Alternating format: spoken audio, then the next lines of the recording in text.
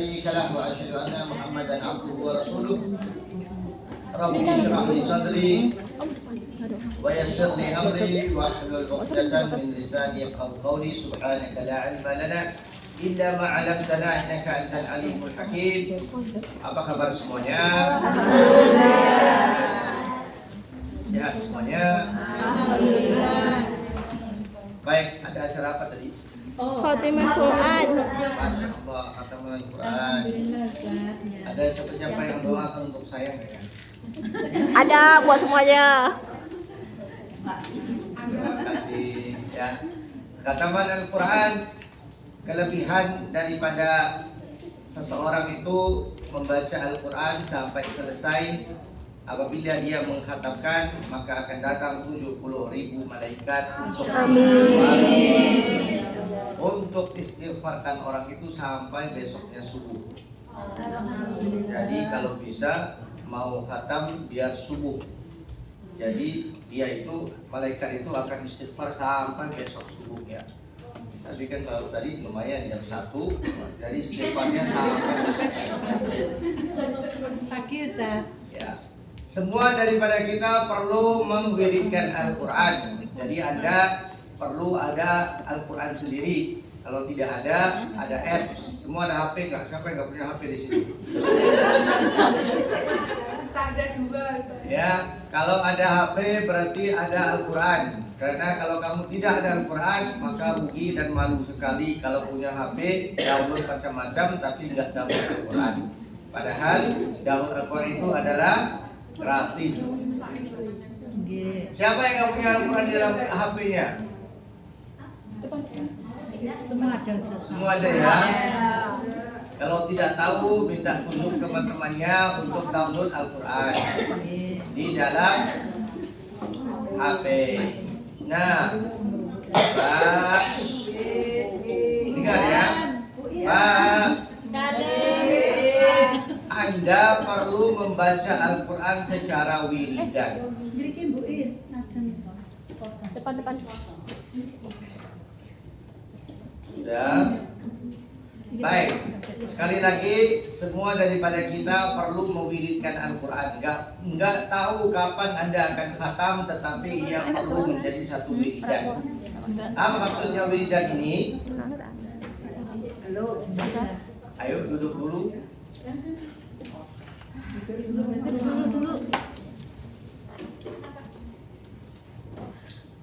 Ya, jadi apa yang saya maksudkan adalah khataman Al-Quran di dalam kehidupan Anda adalah perlu. Dengan bersama jamaah, ya bersama grup Anda, tetapi Anda sebagai individu juga perlu melakukan ini. Apa yang kamu lakukan? Khatam Al-Quran dan pembacaan yang terus-menerus. Jadi berarti hari ini kan baru khatam nih, Anda bisa mulakan dengan pembacaan Al-Fatihah, kemudian baca Alif Lam Mim, sampailah surah ayat yang keberapa di dalam surah Al-Baqarah, berhenti di ayat tersebut, nanti besok sambung lagi dari situ. Itu perlu Anda lakukan. Anda boleh aja meletakkan perhentian Anda di dalam notes di sini ataupun di Al-Quran itu juga bisa dibookmarkkan. Jadi Anda tahu di mana Anda berhenti. Dan ini kesenambungan sampai Anda khatam Al-Quran sendiri. Dan itu perlu dilakukan. Kalau Anda belum laksanakan, ya mudahlah daripada sekarang ini mengambil kesempatan daripada tadi majelis khataman. Jadi kamu sudah sambung pembacaannya. Biasanya kalau khataman dibaca daripada surah apa, ya sampailah kepada An-Nas, kemudian baca Fatihah, kemudian baca Al-Baqarah. Niatnya kenapa? Ada sambung. Jadi Anda bisa sambung aja dari situ. Jadi situ Anda sambung dan Anda baca sendiri, bukan di kumpulan, tapi baca sendiri. Dan itu kamu berhenti kapan, mula kapan, itu terserah Anda. Maksud saya hari-hari ya. Hari-hari perlu Anda baca. Walaupun 3 baris, walaupun 4 baris, walaupun kalau kamu head ya sudah jangan baca, letak aja di sana. Diam-diam. Setelah selesai head baca lagi sambung. Enggak apa-apa 4 bulan, 5 bulan, 1 kali Anda khatam sendiri. Di situ ada tempat yang terbaik untuk kamu berdoa akan hajat-hajat kamu yang besar-besar, maka doalah di tempat khataman. Itu khataman Anda sendiri. Anda sendiri, jerih payah Anda sendiri. Mudah-mudahan itu menjadi satu berkah buat diri Anda. Jadi etika dalam hati supaya mulakan secepatnya dan jangan cepat-cepat khatam, nggak apa-apa ya, biar aja baca aja, asalkan hari-hari baca beberapa ayat. Yang penting istiqamahnya, bukan khatamannya. Tapi insya Allah dari tahun ke tahun dia akan lebih awal. Ya, apalagi kalau sekarang kalau kamu mulakan, ya niatlah nanti di akhir Ramadan kamu khatam. Ini kan sekarang Jamadil Akhir, kemudian Rejab, Syaban, sudah Ramadan nih, 4 bulan. Insya Allah kalau Anda pelan-pelan, walaupun satu atau dua muka surat, insya Allah kamu akan khatam di masa 3 atau 4 bulan.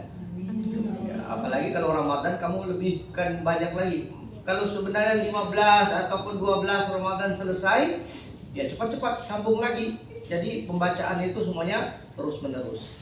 Jadi jangan kejar-kejarkan betul-betul khatam sebanyaknya, tapi kejarkan supaya tiap-tiap hari Anda baca. Kalau tiap-tiap hari Anda baca dan Anda punya waktu yang agak banyak untuk baca, Anda akan selesai ataupun khatamnya secepatnya. Saya baru bicarakan tentang satu fadilat besar di dalam khataman Al-Quran, yaitu 70.000 malaikat beristighfarkan. Masih banyak lagi hadis-hadis yang membincangkan tentang orang yang selesai dengan pembacaan Al-Quran. Bukan selesai baca apa, satu surah itu aja punya fadilat-fadilat yang sangat besar. Ya, jadi mudah-mudahan Anda dilindungi, Anda mendapatkan keberkahan, dan insya Allah rezeki yang melimpah untuk yang membaca Al-Quran terus menerusnya insya Allah. Baik, sama-sama kita mulakan dengan niat, kemudian dengan doa insya Allah. Bismillahirrahmanirrahim. Bismillahirrahmanirrahim. Nawaitu ta'alluma wa ta'lima wa tadakkura wa tadhkira wa naf'a wal intifa'a wal ifada wal istifada wal hatta ala tamassuki bi kitabillahi al-aziz wa sunnati rasulih sallallahu alaihi wasallam wa du'a ila al-huda wa dalalata ala al-khair ibtigha'a wajhi Allah ta'ala wa ridaihi wa qurbihi wa thawabihi. Allahumma arzuqna ya Rabbi fahman nabiyyin wa ilmal mursalin wa ilhamal malaikatil muqarrabin fi afiyatin ya arhamar rahimin.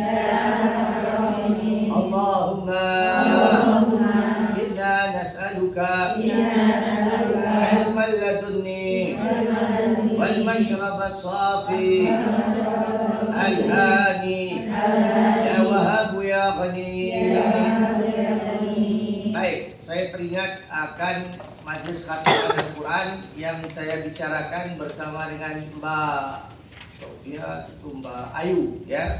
Mbak Ayu, saya bicarakan dengan beliau tentang grup-grup yang lain juga. Di antaranya satu lagi grup yang di Masjid An-Nahdhah.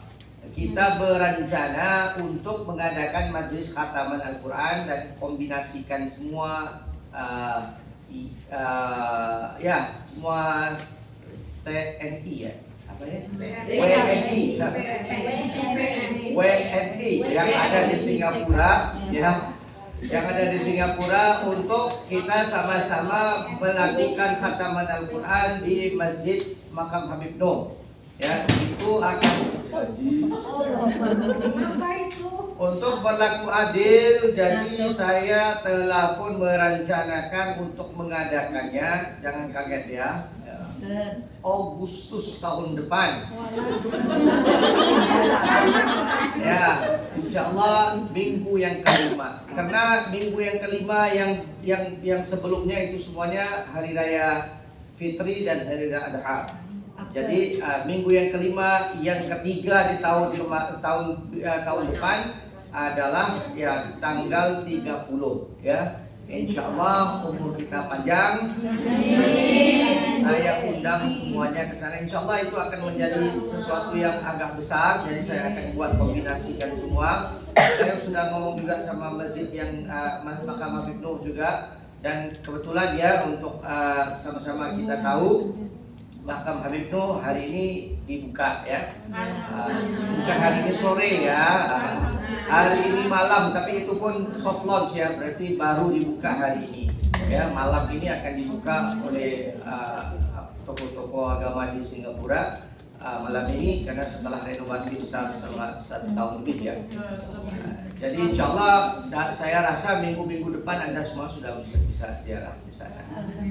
Jadi sama-sama kita mulakan pengajian pada pagi petang hari ini untuk sama-sama kita membacakan surah Al-Fatihah. Kita khususkan kepada Al-Habib Nuh bin Muhammad bin Ahmad Al-Habsyi.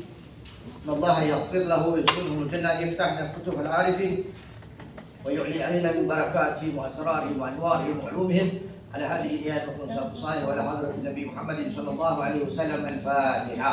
اعوذ بالله من الشيطان الرجيم. بسم الله الرحمن الرحيم. الحمد لله رب العالمين الرحمن الرحيم مالك يوم الدين اياك نعبد واياك نستعين اهدنا الصراط المستقيم صراط الذين انعمت عليهم Waladhdallin. Amin. Alhamdulillah. Kita di muka surat berapa yang terakhir nih? 73. Nah.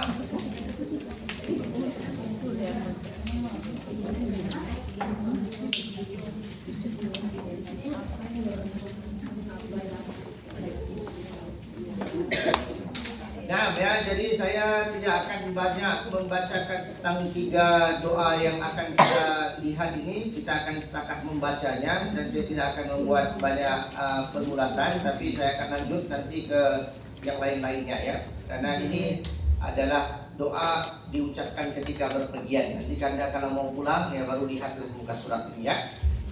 Baik, bismillahirrahmanirrahim. Wa qala Syekh al-Mu'allif adaballahu naf'a bi wa bikum fi darin. Amin Allahu ankum. Doa-doa yang diucapkan ketika berpergian, yaitu bermusafir. Siapa itu musafir? Musafir itu adalah seseorang yang berangkat daripada poin A sampai poin B dan dia travel ataupun dia bergerak sejauh 83 km. Ya. Seseorang itu yang dikatakan musafir adalah orang yang berpergian dan orang itu berpergian selama 2 marhala. 2 marhala itu kira-kira 83 km. Anda yang keluar daripada Singapura pergi ke Batam itu cuman 30 sampai 35 km saja. Kalau Anda main-main di Nagoya, di mana dekat-dekat ya, di dekat-dekat Batam. Kalau Anda di Singapura, berarti Anda belum lagi musafir. Pertama, nggak bisa jamak qasar. Dengar baik-baik ya, walaupun namanya tukar Singapura pergi Indonesia, tetapi masih di bawah 35 km. Itu bukan musafir namanya. Pahamkan baik-baik apa yang dinamakan musafir. Siapa yang dinamakan musafir? Seorang yang bergerak untuk keluar berjalan ataupun melihat keluarganya ataupun itu lebih daripada 83 km. Selebihnya 84 itu seorang yang musafir namanya. Paham? Insyaallah. Ya, dihafal supaya Anda, karena ini dipakai untuk semuanya daripada hukum-hukum Islam yang lain seperti jamak ya, seperti melakukan kombinasi sholat dan memendekkan sholat. Itu memerlukan seseorang di dalam tahap musafir. Siapa itu musafir? Orang yang berpergian sejauh 83 km ke atas. Nah, Apabila dia ingin keluar daripada rumah, maka dia membaca doa ini, ya. Mari kita baca. Allahumma inna nas'aluka safarina hadha birra wal taqwa wa minal amal ma tarda. Allahumma hawwin alaina safarana hadha watwi anna bu'dahu. Allahumma anta sahibu fi safar wal khalifatu fil mali wal ahli wal waladi. Allahumma inna na'udzu bika min wa'tha'i safar wa kabatin mandar wa su'il munqalab fil mali wal ahli wal walad. Kemudian membaca alhamdulillah sebanyak 3 kali nanti itu, ya. Ini setelah naik di atas sesuatu. Nah, itulah dia. Sebelum dia keluar daripada rumah, maka dia berdoa dengan doa ini. Wahai Allah, sesungguhnya kami memohon kebaikan dan ketakwaan dalam perjalanan ini dan memohon amal dan diridai. Wahai Allah, mudahkanlah perjalanan kami ini dan dekatkanlah yang jauh perjalanan. Wahai Allah, Engkaulah teman dalam perjalanan dan penjaga harta dan keluarga dan juga anak. Wahai Allah, sesungguhnya kami memohon perlindungan daripada keadaan cumpang camping. Tahu cumpang camping kan? Kotor, ya, di dalam perjalanan, cumpang camping namanya, ya. Kekotoran dari dalam akibat perjalanan dan juga keburukan pandangan dan buruknya tempat kembali di dalam harta, keluarga dan anak. Jadi itu doa sebelum keluar daripada rumah. Kemudian doa setelah berada di atas kendaraan, membaca doa ini, ya. Sudah ada di atas mobil, sudah ada di atas pesawat, ya, sudah ada di atas kuda, sudah ada di atas kereta, ya. Itu semuanya mod daripada perjalanan Anda. Maka baca ini dimulakan dengan Alhamdulillah, Alhamdulillah, Alhamdulillah, Allahu Akbar, Allahu Akbar, Allahu Akbar.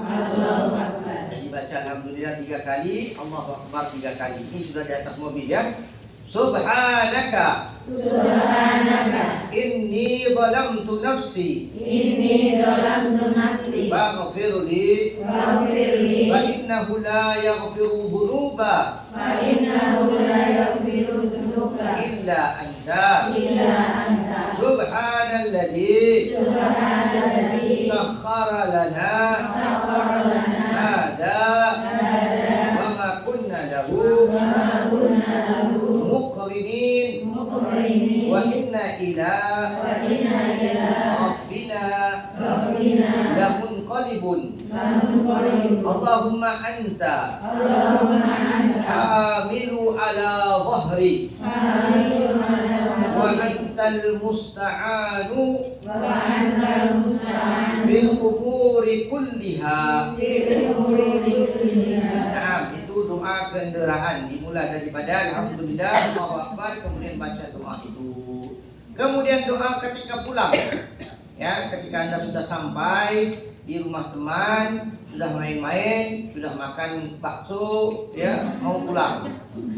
Maka mau pulang, keluar daripada sana, ingat, ya, Anda kalau keluar menemui teman Anda, kalau itu adalah 3 kilometer, 2 itu bukan musafir, ya, itu ziarah.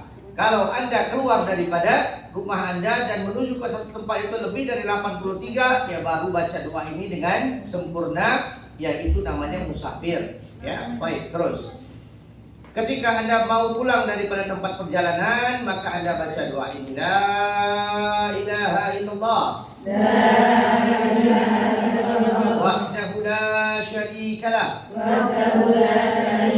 Lahul mulku wa lahul hamdu hamdu yuhyi wa yumiit wa huwa hayyun la yamut biyadihil khair wa huwa ala kulli syai'in qadir. Aibuna taibuna abiduna sajiduna li rabbina hamidun. Allahumma rabbas samawati sab'i wa ma adlalna wa rabbal aradina sab'i wa ma aqlalna wa rabbas syayatin wa ma adlalna wa rabbi wa rabba riyahi ma dharaina wa rabbal bihari ma jaraina. As'aluka khaira hadhihi al-baldati khaira hadhihi al-baldati wa khaira ma fiha wa khaira ahliha wa khaira ma jabaltaha wa jabaltahum alaihi wa a'udzu bika min syarri hadhihi baldati wa syarri ma fiha wa syarri ahliha wa syarri ma jabaltaha wa jabaltahum alaihi. Allahumma habibni ila ahliha wa habib salihi ahliha ilayya. Allahumma arzuqni janaha wa a'idni min baraha. Allahumma ij'alni biha qararan wa rizqan halalan. Nah, ya, itu yang dibaca ketika mau pulang ya, ataupun Anda sekarang ini mau pulang ke Indonesia, maka bolehlah baca ini sebelum keluar dari Singapura. Ya, sebelum keluar dari rumah Anda baca doa ini, yaitu la ilaha illallah, tiada Tuhan melainkan Allah, zat yang esa, tidak ada sekutu baginya, kepunyaannya kerajaan dan baginya pula segala pujian. Zat yang menghidupkan dan mematikan, Dia Allah, zat yang hidup tidak mati. Segala kebaikan dan kekuasaan ada pada dirinya. Dia atas segala sesuatu maha kuasa. Kami kembali, kami bertaubat, kami menyembah, kami sujud kepada Tuhan kami. Kami memuji, wahai Allah, Tuhan langit, Tuhan 7 langit dan segala urusan yang didaunginya, Tuhan 7 bumi dan segala sesuatu yang di bawahnya, Tuhan syaitan-syaitan dan segala sesuatu yang disesatkan, Tuhan semua angin dan segala sesuatu yang diterbangkan, Tuhan semua lautan dan segala sesuatu yang dijalankan. Aku memohon kepadamu ya Allah, kebaikan negeri ini dan segala sesuatu yang ada di dalamnya, dan kebaikan penduduknya, dan kebaikan sesuatu yang engkau tabiatkan kepada negeri itu dan penduduk negeri itu. Dan aku memohon perlindunganmu daripada keburukan negeri ini dan sesuatu yang ada di dalamnya, dan keburukan penduduknya, keburukannya, sesuatu yang engkau tabiatkan di negeri ini dan penduduk-penduduknya. Wahai Allah, hinggakanlah ya di hati kami cinta penduduk negeri ini, dan tetapkanlah rasa cinta penduduk-penduduk yang soleh-soleh kepadaku. Wahai Allah, limpahkanlah rezeki kepadaku sesuatu yang dianugerahkan di negeri ini. Lindungilah aku daripada malapetaka negeri ini. Wahai Allah, jadikanlah negeri ini ketetapan bagiku dan rezeki yang halal. Amin. Kemudian ketika masuk ke negeri, Anda mau pulang, mau masuk ke Indonesia, ya, sudah ada di bandara atau sudah ada di pesawat, dikasih tahu 5 menit lagi mau turun ke Indonesia, maka bacalah doa ini. Rabbi adkhilni mudkhala sidqin wa akhrijni mukhraja sidqin waj'alni min ladunka sultana nasira Rabbi anzilni munzalan mubarakan wa anta khairul munzilin. Selesai itu maknanya, wahai Tuhanku, masukkan aku secara masuk yang benar, dan keluarkanlah aku pula secara keluar yang benar, dan berikanlah kepada aku daripada sisi Engkau kekuasaan yang menolong. Wahai Tuhanku, tempatkanlah aku di tempat yang pernah berkah, yang penuh berkah. Sesungguhnya Engkau adalah sebaik-baik zat yang menempatkan. Dan ketika Anda sampai ke rumah, udah masuk kabupaten, udah masuk ke desanya, terus masuk ke rumahnya, ya, masuk ke rumahnya, maka bacalah auban tauban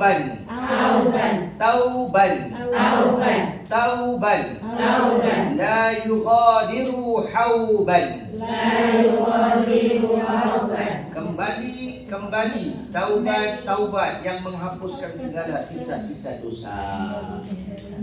Langsunglah Anda masuk ke dalam rumah, dan itulah dia dalam perjalanan Anda bisa menggunakan muka surat tadi itu daripada 73. Nah, saya lanjutkan dengan doa mengucapkan selamat belayar, ya. Ini apabila musafir hendak berangkat, maka katakanlah kepada orang itu.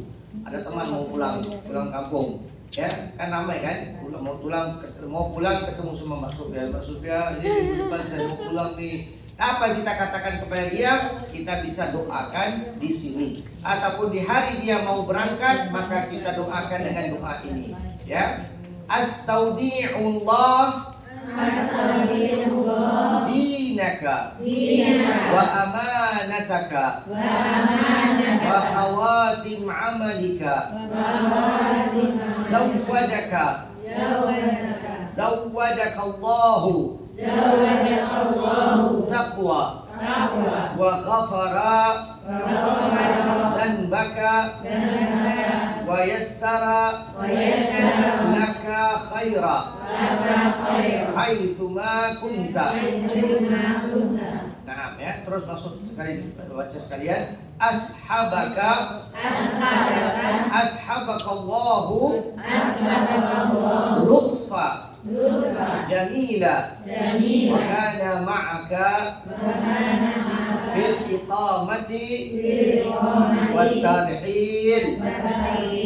Ini orang yang mau berangkat, kamu doa kepada dia ataupun bacakan kepada dia, ataupun kalau mau tulis surat ke dia, tulis ini, ya, tulis di atasnya. Ini Mbak, selamat jalan ya. Ya. Aku serahkan, amanahkan kepada Allah agamamu, kepercayaanmu, penutup amalanmu. Semoga Allah bekali kamu dengan takwa, mengampuni dosamu, memudahkan untukmu kebaikan dimanapun kamu berada. Semoga Allah menyertakan sebaik-baiknya kesayangan kepadamu dan selalu bersamamu di waktu bermukim ataupun pergi. Ya, orang mau berangkat umrah, ya, kemarin Mbak Sofia udah berangkat, jadi udah lambat mau kasih dia. Ya, orang mau berangkat haji, mau berangkat umrah, ini pun doanya yang baik, ya. Baik, begitulah dia, ya, daripada muka surat 73 tadi sampai 77 ke atas, itu semuanya tentang berangkat dan pulang. Ini sekarang kita pergi ke bab yang baru, yaitu doa ketika selesai majlis. Ini kalau bisa dihafal, ya. Kalau tidak dihafal, kita hafal yang singkat pun nggak apa-apa juga. Jadi Rasulullah SAW bersabda, barang siapa duduk di suatu majelis yang terlalu banyak perbualan yang kosong, lalu sebelum berdiri dari majelis tersebut, beliau membaca.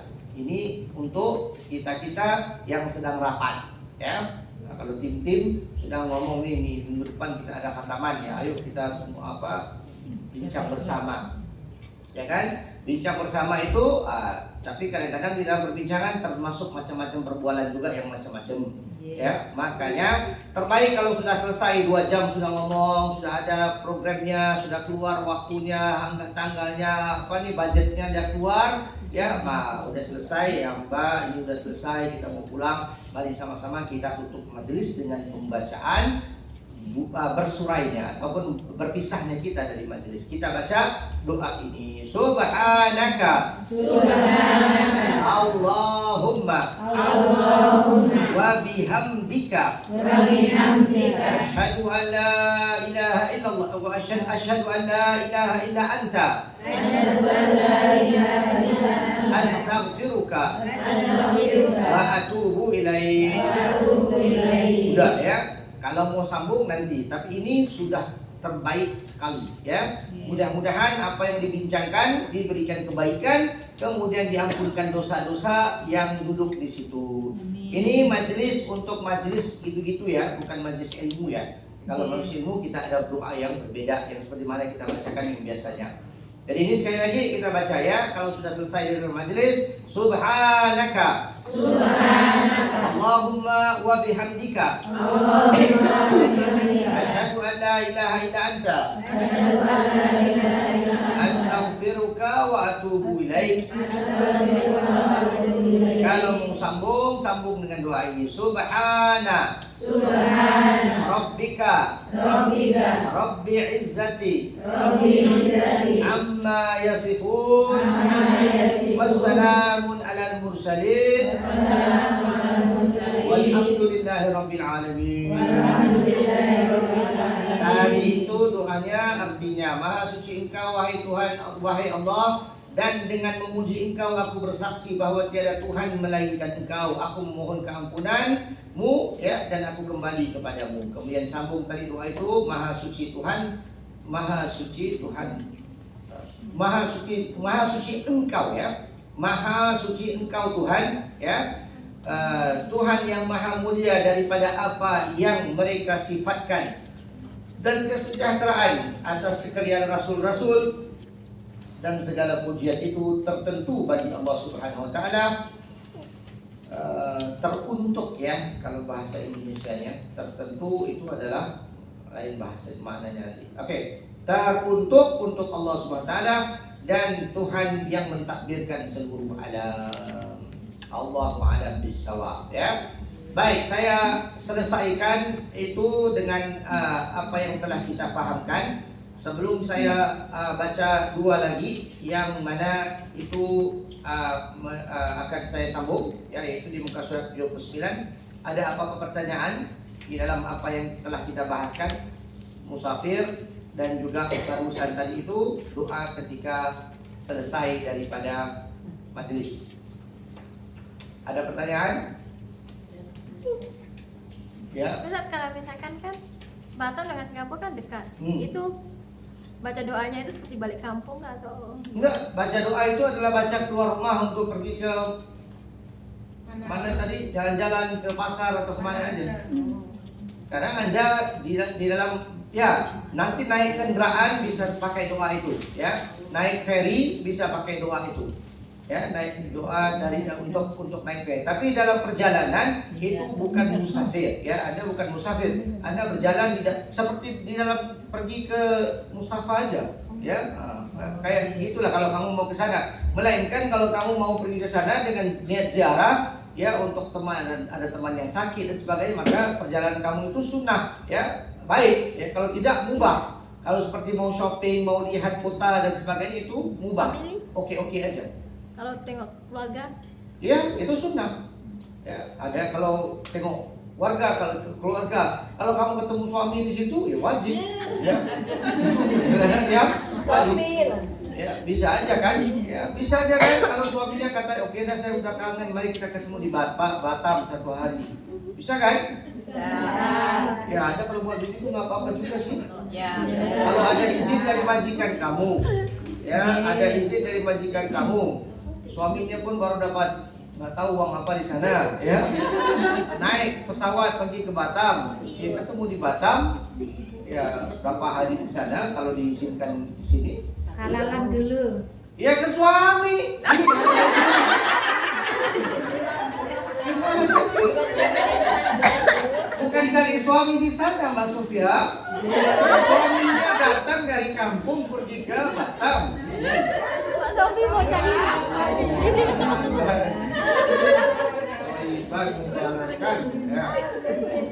Baik, ya jadi begitu ya. Apalagi soalan lagi yang tentang musafir ya. Musafir adalah seseorang tadi itu mesti hafal ya, mesti tahu. Kalau orang ngomongnya kamu musafir apa enggak? Saya kalau musafir yang berbelayar ataupun berpergian selama lebih dari 83 km. Kalau kurangnya itu masih belum musafir. Kalau belum musafir berarti kamu tidak bisa mengqasarkan sholat. Ya, ramai yang keliru. Orang Singapura lebih-lebih ya, kalau mau pergi ke Batam mereka sudah qasar. Ya, sebenarnya tidak bisa qasar karena belum cukup waktu. belum cukup jauh. Jauh. Belum cukup jarak, belum cukup jauh ya. Jaraknya lebih dari 83 km. Nah, soalan lagi, pertanyaan. Sama juga sebentar. Sama juga kalau mau ke Semarang, pergi ke Magelang misalnya ya. Kalau dia kurang dari 83 km itu tetap bukan musafir. Perjalanan dari Indonesia ke Singapura, pesawat jam 6 petang, sedangkan maghribnya jam 6:04. Apakah saya bisa sholat sebelum Nggak bisa. yang masuk? Nggak bisa ya, nggak bisa. Itu sudah masuk di dalam bab qasar dan jamak ya. Tidak bisa semua sholat ya. Kalau kamu berada di tempat ataupun mau berangkat, tidak sah sholat sebelum waktu. Ya, tidak sah. Itu muttafaqun alaih. Semua imam ataupun di dalam semua mazhab akan mengatakan begitu. Tidak bisa sholat sebelum waktu, melainkan Anda jamak maghrib dan isya, dan itu Anda berada di waktu maghrib mau sholat isya itu bisa. Tapi kalau sholat maghrib sebelum waktu maghrib nggak bisa. Apalagi kalau mau jamak isya dan maghrib di waktu sebelum maghrib nggak bisa. Harus tunggu Allahu Akbar udah langsung aja sholat. Kalau misalnya ada waktu gitu ya, Anda sudah wudhu, tengok waktu 6.15, betul-betul 14 ya sampai 59:01 gitu. Sudah 15 langsung aja. Itu bisa tepat waktu, nggak pakai azan pun nggak apa-apa. Sudah pakai waktu, kita sudah tepat di tempatnya, memang itu waktu azannya, sholat di situ aja. Tapi harus ada. Sama juga kalau kamu yang sibuk ya, kamu sibuk di rumah ya dan disuruh majikan untuk bangun ya ataupun untuk apalah, terserah untuk buat apa, kerja-kerja di rumah, dan kamu bangun dan waktunya mepet banget supaya kamu dapat kerja setelahnya ya. Makanya tunggu sampai azan, nggak usah tunggu sampai selesai azan. Cukup dengan dengar Allahu Akbar, Allahu Akbar langsung tutup ininya, radionya, ataupun kamu pakai HP, kamu tengok maghrib kan ada apps Muiz ya, selalu lihat di situ aja jadwal sholat Anda di situ. Kemudian Anda tengok 5:27, masuk 5:27 langsung sholat subuh. Kalau betul-betul kamu sudah buru-buru ya masuk langsung sholat subuh aja. Kalau tidak sayang ya, jangan tinggalkan 2 rakaat sholat sunat. Sholat sunat subuh 2 rakaat jangan sekali-kali tinggalkan. Walaupun itu sunat, sayang banget ya. Karena Rasulullah bersabda 2 rakaat ini lebih berharga daripada dunia dan seisinya. Dunia dan seisinya. Coba bayangkan dunia dan seisinya. Sudah kita ngomong sama ini aja, Mustafa, dunia dan Mustafa. Dalam itu kan macam-macam ada ya. Ya, itu aja udah cukup bagi kita ya. Tapi kata Rasulullah 2 rakaat ini ketimbang dengan dunia dan seisinya, ini 2 rakaat lebih berharga dan lebih banyak besar pahalanya. Berarti Allah akan beri kita lebih banyak daripada bukan saja gedung Mustafa ya, Blok M di Malaysia, di Indonesia, apa semuanya itu tidak ada harganya dengan 2 rakaat itu. Belum lagi Amerika, belum lagi satu dunia kata Allah Subhanahu wa taala lewat lisan Nabi Muhammad SAW. Jadi kalau bisa jangan Kalau misalnya dalam satu kehidupan ada acara yang besar ya, kamu harus sholat, jangan tinggalkan wajib. Tapi misalnya bisa dinegosiasi, ya buat 4 rakaat itu cepat ya, 2 rakaat azan langsung 2 rakaat sunat.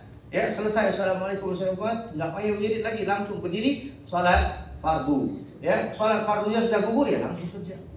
Ya udah selesai. Enggak sampai 3 menit kok udah selesai. Kalau bisa kamu buatkan sudah standby wudunya langsung sholat. Jadi jangan sampai enggak sholat aja. Kenapa kita sampai di sana? Oh itu sholat ya. Baik, ada pertanyaan lagi?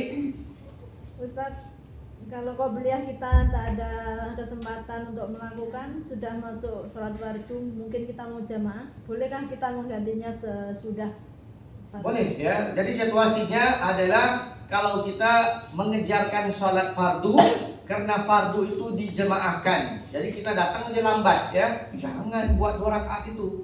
2 rakaat itu bisa dibuat setelah sholat. Ini bukan kerja ya, ini maksudnya tidak ada kesibukan apa-apa. Kita datang agak lambat sedikit, imam ataupun bilalnya sudah qomat untuk sholat fardu subuh, maka kita jangan buang waktu untuk melakukan sholat 2 rakaat ini. Karena sholat fardu itu dengan gandanya 27 kali lebih besar pahalanya daripada apa yang dimaksudkan di sini. Jadi kita kejarkan itu dulu. Selesai itu Anda masih boleh melakukan sholat 2 rakaat ini sampai sebelum syuruk untuk adaan. Setelah itu qadha. Misalnya kalau Anda tadi itu kerja, terpaksa kerjanya, ya sudah selesai itu kamu bisa qadha. Kalau masih di waktunya, kamu bisa melakukan sholat tersebut, sholat sunat tadi. Paham ya? Sholat sunat, semua sholat sunat ya, semua sholat. Seperti tadi zuhur, Anda terlupa, sekarang baru Anda teringat, oh tadi saya terlupa ya sholat zuhur. Sebelum asar Anda buat itu masih adaan lagi, walaupun itu qobliyah. Ya, sebelum asar kamu masih mau melakukan itu, yang kamu lupa itu masih di waktunya. Seolah-olah kamu telah melakukannya di awal waktu tadi itu. Tapi kalau sudah asar baru teringat mau lakukan, itu qadha namanya. Bisa kalau kamu melakukan langsung ya, tetap kamu menjaga fadilat-fadilatnya. Nah, ada lagi? Oke, baik. Bismillahirrahmanirrahim. Kita lanjutkan 2 lagi ya. Doa bayar hutang.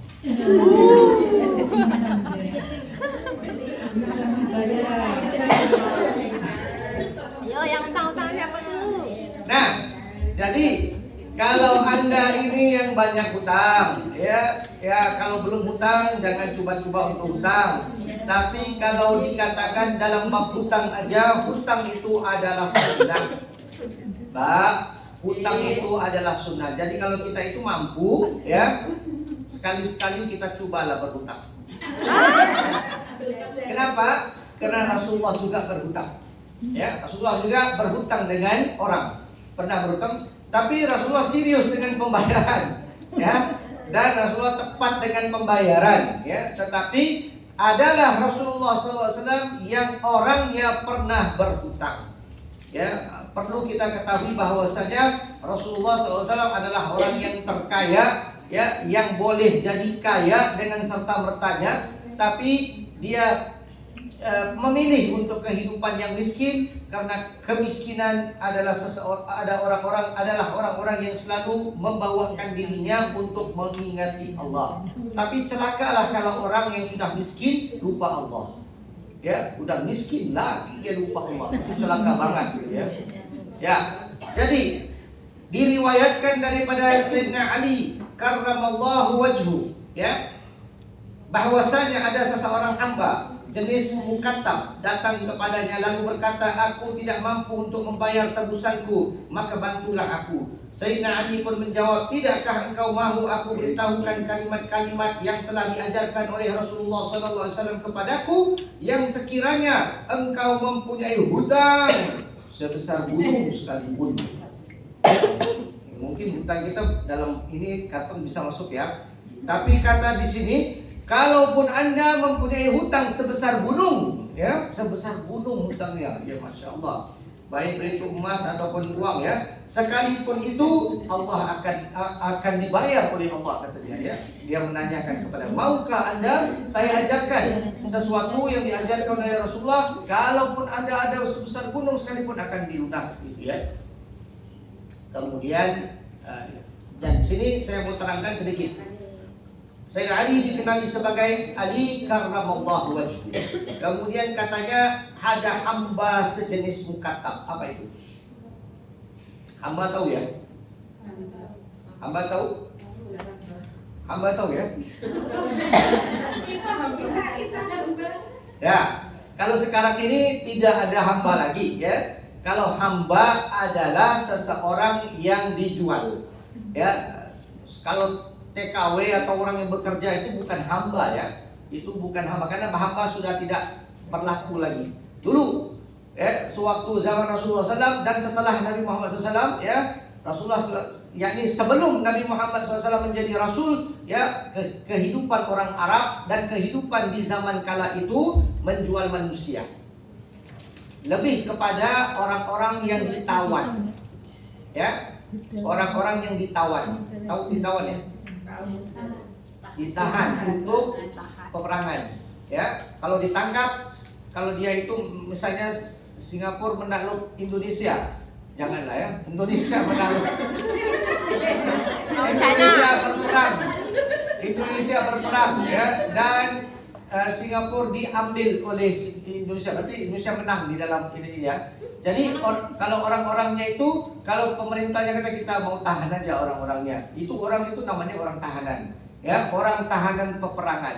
Mau diapakan? Nah, kalau di zaman-zaman sebelum Nabi Muhammad SAW, mereka menjadi orang-orang seperti ini, hamba.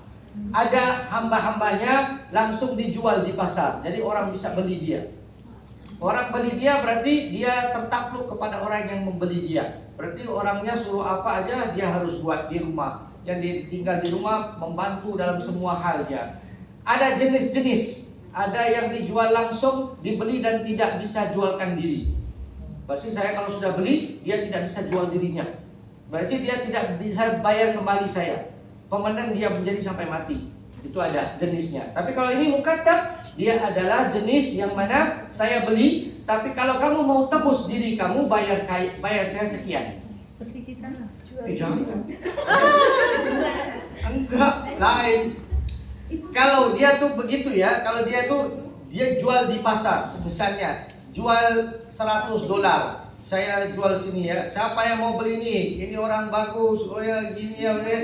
Saya jual $100. Saya katanya $100 saya. 100 ada yang mau tinggi enggak? Dia katanya 200, 300 sampai berapa? Yang dilelang gitu ya. Sampai ada yang paling besar diambil 500. Nah, kalau dia buat perjanjian, saya beli kamu 600. Kalau kamu bisa bayar saya 800, kamu bebas. Bebas berarti kamu sudah tidak ada tidak. Itu namanya jenis mukatab. Ini ya. Jenis mukatab sudah tidak ada lagi ya. Kenapa? Ketika Rasulullah menjadi Rasul, Rasulullah mengeluarkan banyak hadis. Barang siapa yang melepaskan orang daripada hamba, maka akan diberi Allah begini, begitu. Makanya sahabat semuanya melepaskan. Sampailah hari ini sudah tidak ada lagi. Di negeri Amerika masih ada lagi, tahun 17-an, 18-an masih ada lagi. Mereka menawan orang-orang kulit hitam. Ya, dorong tangkap, mereka tangkap dan mereka menjualnya. Sampai akhir-akhir tahun 18-an, kayaknya di dunia develop semuanya sudah tidak ada lagi. Sekarang mungkin ada di Syria, karena Syria kan baru menjalani peperangan ya. Jadi mereka sesama mereka ada yang jual-jualan. Nah, makanya saya mau kasihkan gambaran ini. Jadi seorang hamba ini datang bertemu saya, Sayyidina Ali katanya saya mau lepaskan diri saya, tapi saya nggak punya uang. Saya mau jelaskan. Kata Sayyidina Ali katanya, tidakkah kamu mau kalau saya ajarkan ke kamu apa yang telah diajarkan oleh Rasulullah kepada saya? Kalaupun orang tersebut mempunyai hutang segunung apa, yang segede apa sekalipun, akan dilunaskan oleh Allah Subhanahu wa taala. Inilah katanya doanya. Mari kita baca. Allahumma kfini bihalalika an haram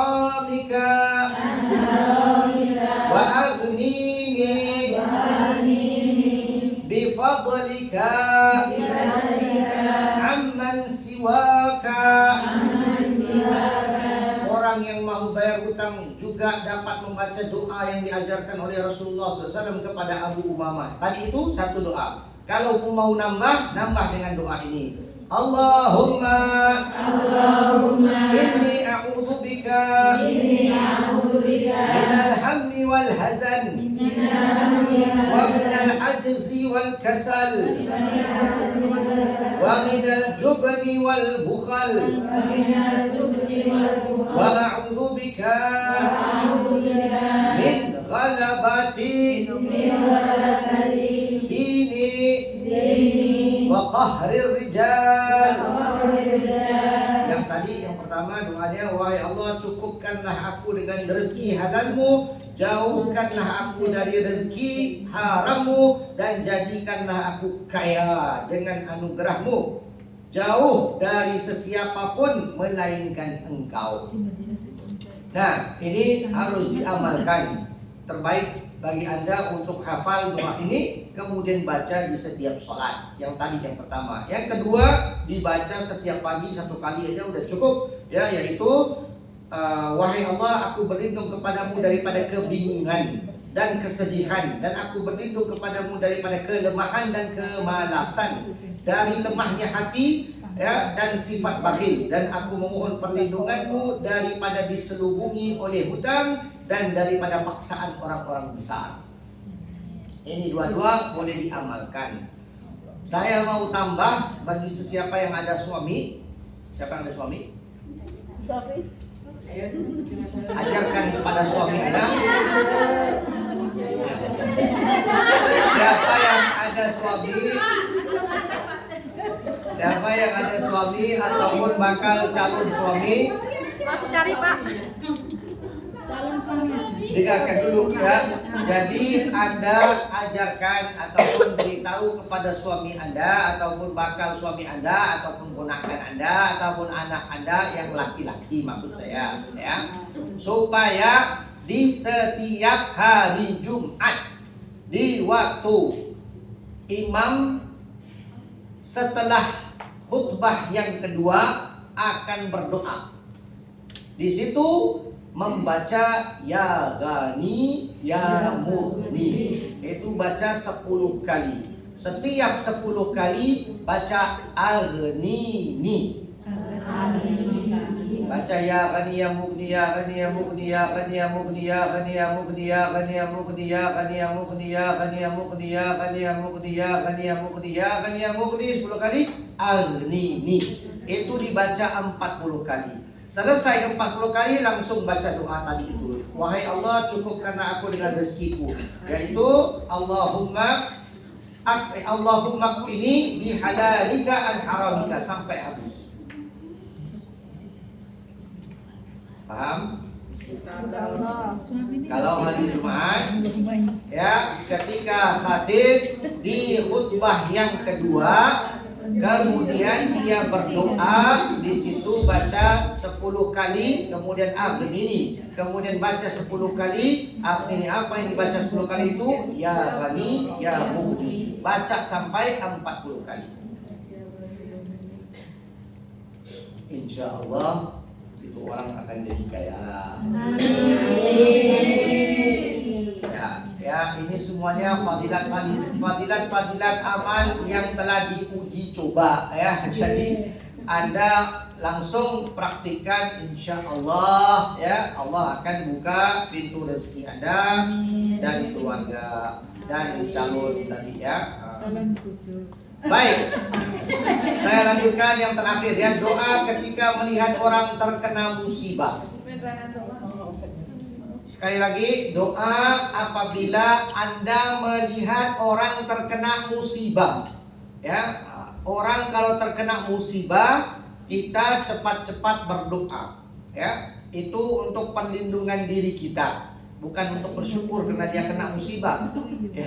Karena Anda akan baca di sini yang pertama sekali alhamdulillah, ya. Tapi alhamdulillahnya kita perlu paham. Nah, kita perlu paham, ya. Anda sekarang lagi jalan perjalanan mau pulang dari masjid, melihat di luar ada orang, nggak tahu ada cewek atau ada orang Indonesia disepak oleh bagelap. Itu musibah kena dia kan? Ya. Ya, kita cepat-cepat baca doa ini. Ya, karena kita tidak mau tertimpa. Ketika Anda membaca doa itu, insya Allah Anda tidak akan terkena musibah itu. Ya, jikalau Anda melihat orang buta, ya, sedang jalan-jalan itu musibah terkena di dia. Cepat-cepat kita baca doa ini. Jikalau Anda melihat seseorang itu dilanda macam-macam masalah, kemudian dia stres sampai dia gila dan sebagainya, cepat-cepat baca doa ini. Ya, pelan-pelan pun gak apa-apa, tapi cepat ingat kepada Allah dan doa dengan doa ini. Kalau pun tidak hafal, maka hafalkan maknanya. Kita bacakan bahasa Arabnya dulu. Alhamdulillah. Afani. Mimma btalaka. Bihi. Wa faddalni. Ala kathirin. Mimman khalaqa tafdilan lam yusibu dalikal bala'u kainan makana abadan ma'ash. Kita baca maknanya ya. Segala puji untuk Allah yang telah membebaskan aku daripada ujian yang menimpamu, ya, orang yang terkena musibah itu, ya. Kemudian dan mengutamakanku di atas banyak orang yang telah Allah ciptakan, ya kan? 2. Segala puji bagi Allah yang tidak mengenakan aku musibah yang dialami oleh orang itu, ya. Kemudian membaca yang kita bersyukur kepada Allah yang telah mengutamakan aku daripada beliau ataupun daripada sekalian orang yang dapat musibah seperti itu. Anda harus sadarkan diri, ya. Anda harus sadarkan diri. Ini adalah ilmu yang besar, ya. Saya tidak mau Anda membaca dengan bacaan seperti itu karena takut untuk Allah kenakan itu kepada Anda. Cukup bagi Anda untuk tahu bahwasanya Anda disayangi oleh Allah, Anda dipelihara oleh Allah. Maka terima kasihlah dengan ucapan Alhamdulillah. Alhamdulillah, ya Allah, saya tidak ditimpakan dengan itu. Tapi kalau bisa, kalau kamu pintar, ya, bukan goblok, ya, orang goblok kan baca kuat-kuat, jadi orang sana dengar, itu goblok, itu tidak merasakan, ya. Anda yang pintar harus benar-benar paham, baca di dalam hati, syukur ya Allah, karena yang kamu mau adalah pandangan rahmat dari Allah, bukan sakiti hati orang ini, ataupun bukan dengan tidak sengaja menyakiti hati orang ini. Jadi harus pintar dengan hal ini, ya, harus pintar kan. Pembelajaran doa-doa seperti ini adalah untuk menghidupkan hati Anda, untuk menghidupkan minda Anda, untuk selalu tahu bahwasanya segala musibah datang daripada Allah dan saya berlindung di bawah Allah, supaya saya tidak terkena dengan musibah ini. Saya bersyukur juga, ya Allah, Engkau telah memilih aku keluar daripada lingkungan seperti ini. Tadi itu saya ngomong, Anda keluar langsung lihat satu orang ada tahu dia di situ orang Indonesia ini ada lagi pacaran sama Bangla. Dia tidak apa-apa, tidak disepak sekalipun. Kalaupun dia tidak disepak lagi berpacaran, kamu lihat begini, alhamdulillah, saya tidak terkena musibah ini, ya. Allah pilih saya untuk mendatangi rumah Allah, ya, untuk saya benar-benar mendekatkan diri Allah, bukan mendekatkan diri dengan Bangla. Bahaya, ya, bahaya. Itu semuanya adalah mindset, ya. Tapi kalau kamu tanya dia, goblok kamu begini sih, kamu gak tahu gitu, karena hati orang berbeda, kehendak orang berbeda, natijah ujung-ujungnya kita tahu siapa yang bawa kemenangan, ya. Jadi makanya terbaiklah bagi kita untuk memelihara lingkungan kita, ya. Kita tahu di mana siapa kita berteman, dan insya Allah ini semuanya akan mendapatkan keberkahan. Ya, dia dapat bahagianya mungkin sementara, ya, bahagia. Kalaupun dia mendapat bahagia yang kita lihat, kita tidak tahu sengsaranya dia. susahnya dia kita nggak tahu, dia pun nggak mau sharing, kita pun nggak mau dengar. Ya, begitulah ya. Jadi hati-hati dengan lingkungan Anda, insya Allah Anda terpelihara. Nah, itulah dia ya. 3 atau berapa banyak itu tadi kita sudah baca. Cukuplah bagi saya untuk berhenti di sini. Jikalau ada soalan, pertanyaan, silakan. Kalau tidak, kita akan baca doa. Insyaallah. Ada pertanyaan?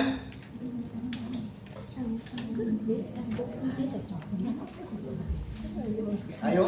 Kalau hutang kita ikhlaskan gitu, nggak usah dibayar. Bagus ya. Kalau Anda hutang, kalau Anda berhutang dengan orang, kemudian Anda menghalalkan, itu pahalanya sangat besar. Soalnya susah buat dicari, jadi kita ikhlas aja lah. Nah, saya mau di satu posisi Anda diberikan pahala yang besar. Di satu posisi lagi Anda agak kehilangan. Ya, karena di posisi orang yang berhutang kepada kita di dalam keadaan terbaik di dunia dan di akhirat. Ya. Karena apa? Orang kalau hutang kita, kalau kita tidak menghalalkannya, dia mati, amalan baiknya itu diberikan kepada kita. Kalau kita halalkan? Nah, kalau kita halalkan itu mendapatkan pahala yang lebih besar dari itu. Ya, dan lebih besar daripada itu. Tapi ya, begitulah dia. Karena dan lebih besar dari itu saya tidak bisa membayangkan. Karena apa? Karena apa yang diberikan Allah itu sangat besar untuk saya membincangkan. Dan itu tergantung kepada niat besar Anda. Jadi resiko besar.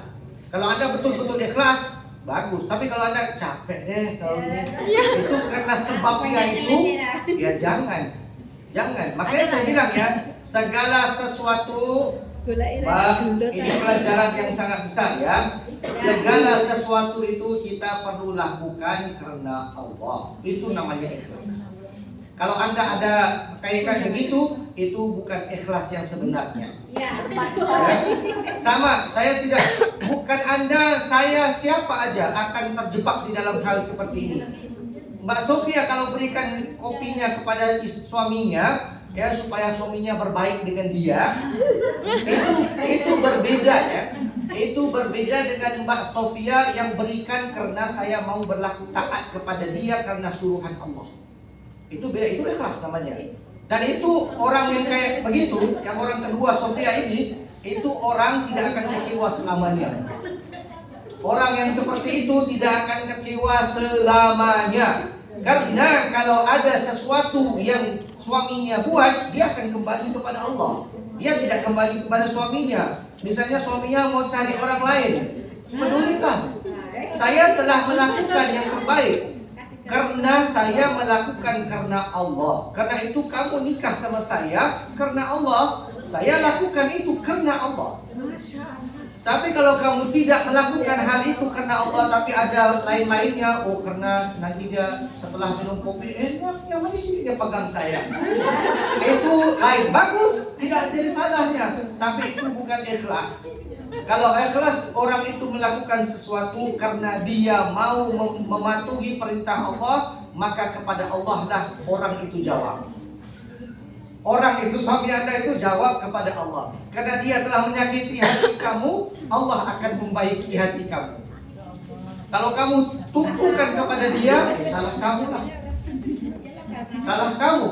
Ya, kalau kamu tumpukan kepada suami kamu, bukan suami aja ya, kepada anak juga. Ketika Anda membesarkan anak Anda dengan segala suguhan, segala jajan dan sebagainya, itu diberikan karena Allah, bukan karena saya mau anak saya baik, pintar daripada yang lain, dan bukan tanggung jawab saya yang Allah berikan kepada saya. Amanah saya, ini anak juga bukan punya saya. Pinjam rahim saya, keluar dari rahim saya itu doang. Saya jaga karena Allah yang berikan saya anugerah itu. Kalau dia kecewakan Anda tidak ada mau dibesar-besarkan kekecewaan itu. Kenapa? Saya minta lagi kepada Allah. Karena semuanya milik Allah. Ya, begitulah kita sebagai perempuan, sebagai laki-laki menjaga hati kita. Kita tidak bergantung kepada orang. Kita bergantung kepada Allah. Penting ya, penting untuk kita mainkan semua keikhlasan dalam. Ketika kita ada makna-makna yang seperti itu tadi itu, misalnya ya hutang ya, kita ada memang taat susah, males saya juga mau nanya mau ini dia mau jauhkan diri kepada saya dan sebagainya. Tapi kalau niat saya tidak mau putuskan silaturahim ini, saya pun males mau minta ini soalnya ini, dan itu sudah ada keikhlasan yang sedikit. Tapi benar-benar kan betul-betul saya mau ganjaran dari Allah, makanya saya halalkan. Udah, saya halalkan. Aku pergi kamu setelah kamu mau bayar apa enggak, saya halalkan. Ya, itu betul-betul ikhlas. Tapi saya nasihati, ikhlaskan betul-betul. Kalau tidak rugi. Kalau tidak rugi, karena kamu bisa klaim nanti, mati nanti. Ya, setelah mati, orang yang dikatakan muflis, ya. Saya pernah ceritakan ini, tapi hafalkan ini. Dikatakan orang yang muflis, orang yang bankrupt. Apa di sana? Bangkrut ya. Kalau orang yang bangkrut itu maksudnya apa? Dia sudah tidak punya apa-apa, tapi dia punya sesuatu yang perlu dibayar. Itu bangkrut namanya ya. Sudah. Itu ada di akhirat nanti. Ditanya oleh Rasul, ditanya oleh para sahabat, siapa itu orang muflis? Siapa itu orang yang bangkrut? Ya Rasulullah, katanya orang-orang yang setelah membayar semua amalannya. Jangan main-main, takuti dengan situasi ini ya. Maksudnya apa? Dia itu di padang mahsyar, orang-orang mencari, bukan cari uang lagi ya, cari amal.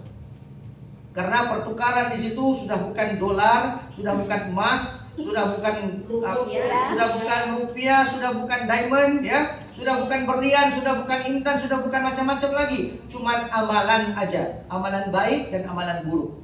Kalau dia berhutang, maka dia ambil amalannya untuk dibayar. Kalau dia pernah memukul dia, maka itulah dia ambil daripada dia. Ya, apa aja yang dilakukan dengan penganiayaan, maka diambil amalannya. Ketika dia mau ambil amalannya, tapi dia tidak punya amalan, maka ini orang punya amal jahat diambil. Itu namanya muflis. Na'udzubillah min dzalik. Jadi jangan jadi orang muflis. Ketika orang paham dengan hal ini, dia tidak bakal menghalalkan. Dia tidak bakal menghalalkan, melainkan betul-betul ikhlas. Kalau Anda tidak ikhlas, kemudian Anda melepaskan, ya rugi lah. Rugi. Kalau Anda paham betul-betul, rugi. Kalau Anda tidak ikhlas dan Anda melepaskan, karena peluang Anda untuk mendapatkan amalannya tersisa begitu saja. Sudah itu Anda tidak niatkan karena Allah, tapi niatkan karena apalah, karena itulah, karena ini, maka Anda ya saya ikhlaskan. Namanya di lisan Anda adalah ikhlas, tapi Anda sendiri belum ikhlas.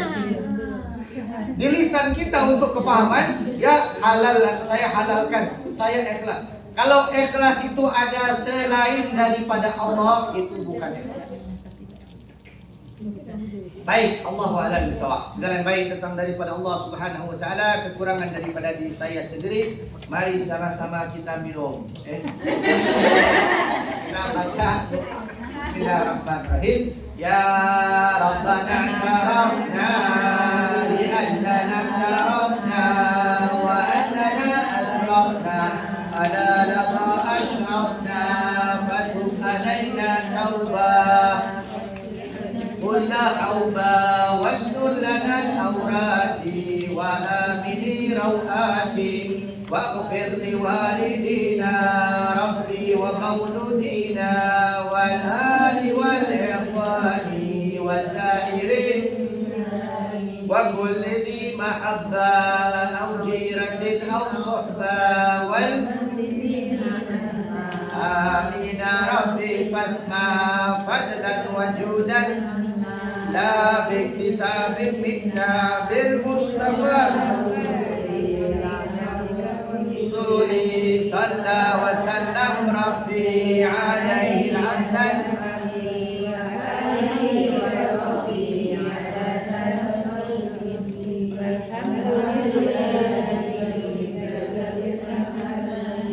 Alhamdulillah Rabbil Alamin.